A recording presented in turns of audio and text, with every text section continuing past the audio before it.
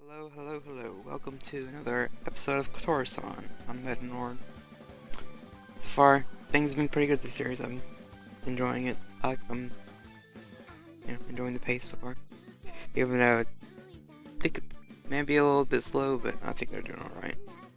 So we last left off, we had Hayori. She was kind of kicked, I guess, if you want to say, kicked down by Manabe, who basically laid it out on her, saying that leave Haruka alone. She hasn't done anything to you, so back off, type of thing.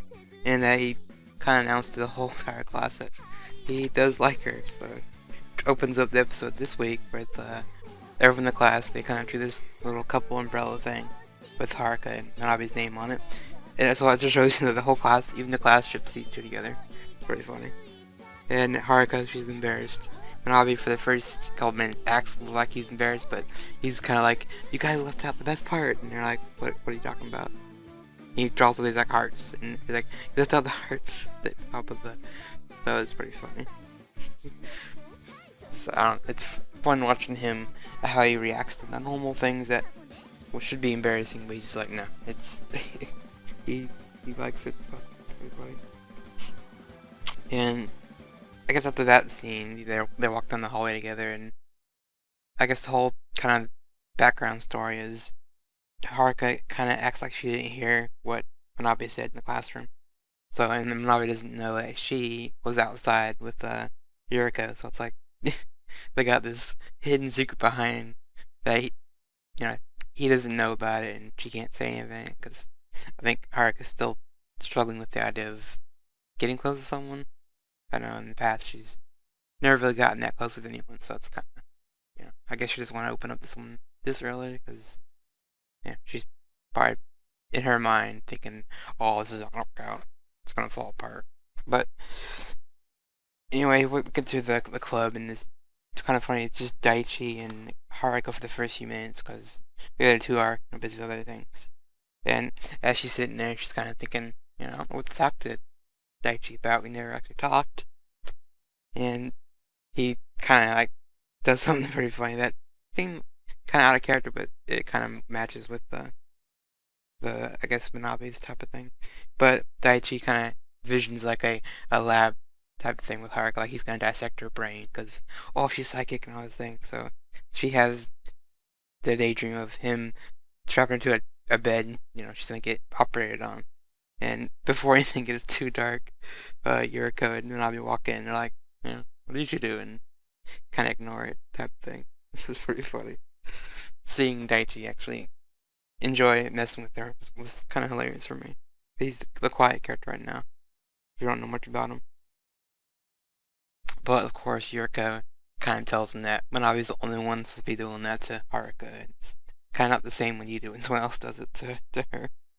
And she almost blurts out that Haruka likes Manabe, but she's like, oh, I can't say that. I'm not supposed to know that yet.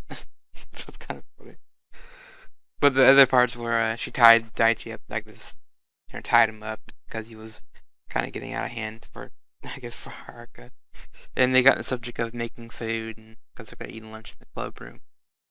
So then I guess Yuriko's just like, why don't you make lunch for Manabe?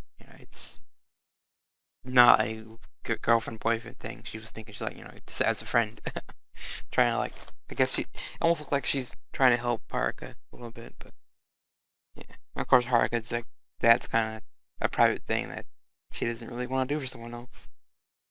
So I've never cooked for anyone, so I guess it is a little intimate to have someone you like cook lunch for you or make something for you or things like that. So I guess Yuriko kind of challenges Haruka, like, why don't you make him a lunch for a couple of days or something like that, just to kind of build towards something. And before club events, they go karaoke, which is a typical high school thing, I guess, in anime. I see a lot happen.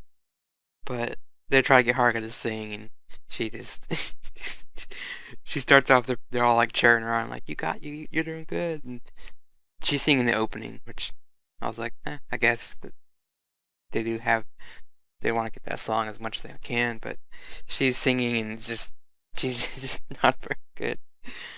as she gets progressed through the song, it's like getting worse and worse, and like the morale in the room's kind of like, oh god, like she's not good at this at all. Thought that was pretty funny, but I was waiting for her to like react like that. What? That's you guys are mean, but she didn't react that way. Just nice. And after we get to the karaoke stuff, I guess Daichi kind of mentions to Yuriko again. You know, are you doing this to pay back what you did to her earlier, or I mean, Yurika's like, no, this is I have still intentions to use her. I'm kind of confused. What I mean, the only thing she can do is expose Haruka's power to the entire world, which I don't know what she gains from that. Besides saying, oh, it's like it's so real. It's like that's good and all, but at the same time, if people learn Haruka's power, they're gonna, someone will get a hold of her and abuse that power. Like, I'm assuming that might be happening with her mom. Maybe the mom might realize that's what was wrong with my daughter back in the day, and she might like, I could actually use that. I don't know. We'll see how that plays out. But the core of the episode was kind of, like I said, about Haruka trying to build something for Manabe, like a friendship type thing from cooking. But the other storyline is you have Hayori, which she's practicing karate. My original thought was she's gonna go after Haruka and like just beat the snot out of her. I was like, no, I wouldn't see that happening. But instead of that, she hires a couple of people like the karate students, and they're pretty older guys. They're built, they're ripped. Some of them are they're probably like I don't know in their 30s or so. And she proposes that they beat up Manabe because she tells a little lie that he's been stalking her and she's scared and she doesn't like him. So these men band together and they hunt him out. Haruka and then Manabe are kind of walking together and they split. They go their separate ways, and I guess Manabe runs into those karate dudes. But the funny thing is, they did beat him up, but he got his like not revenge, but he got him back and he won his fight, but still ended up in the hospital with like I think broken arm or something, a few bruises, but they didn't really do much with that. But I thought it was kind of freaky when Haruka's like walking home and she sees that like light near her house is like flickering, and she gets I guess a feeling that something's not right.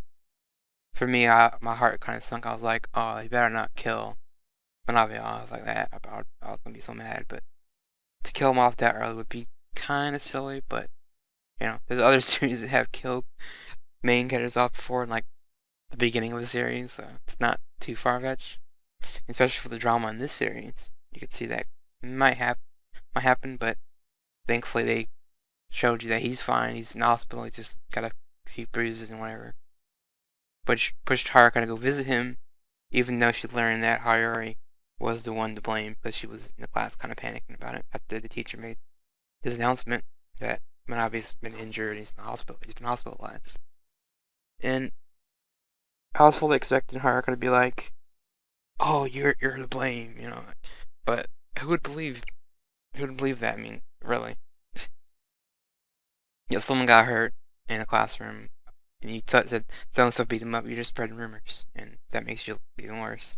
I mean, Haruka was getting a little angry. I mean, you could tell on her face, but I guess Harui's reaction towards it, she was showing emotions and crying about it. Just, I guess maybe told Haruka that she's sorry about it, so I can forgive her.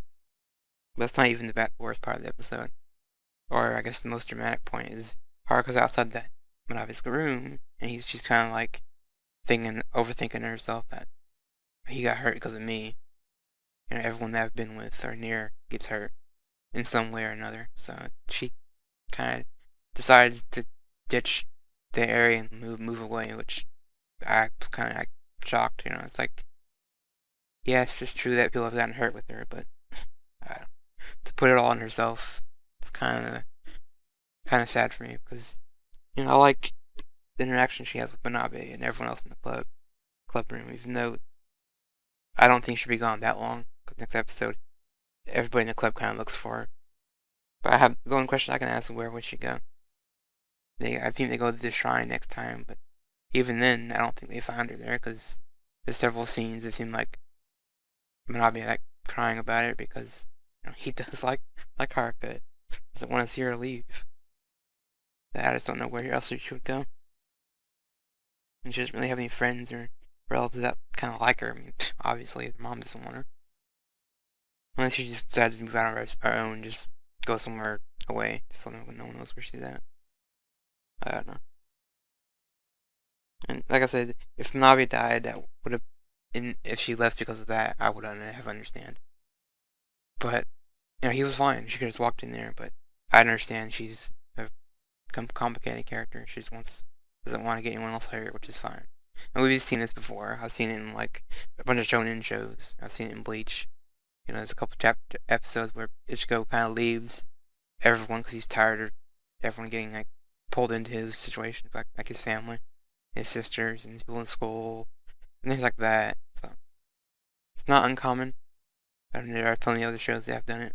So, but I fully expect them to like find her, like, oh, there you are, and cause all Manabe has to do is really walk around town and just think.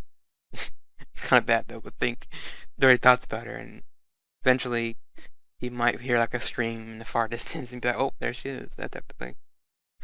That's what I picture happening. Even not, it doesn't have to be fair. You can be just like the romance thing of typical running in slow motion towards each other. That's pretty funny. That could happen. Yeah. And I like the little scene before Haruka goes to the grocery store talking about this is the first time in her life she's ever been happy, and she's not, doesn't want to lose that. But Manabe's just like, don't make this your only time to be happy.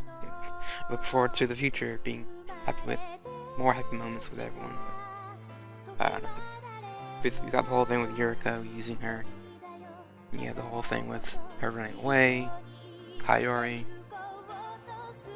putting those thugs to beat Manabe. I didn't really like that, but it just shows how much of a, she's not technically evil, I know she's not, but she is kind of messed up. But hopefully this event may change their mind that Haruka's not out to get everyone, not out to get Manabe, and that she can see that Haruka's a nice person without, always got Manabe's interested in her. She's technically maybe the love triangle, but it's all one-sided for her. Anyway, tell me what you think about this episode in the comments section or whatever. Or maybe something I missed that you wanted to point out. Alright, well, catch you next time for episode 4.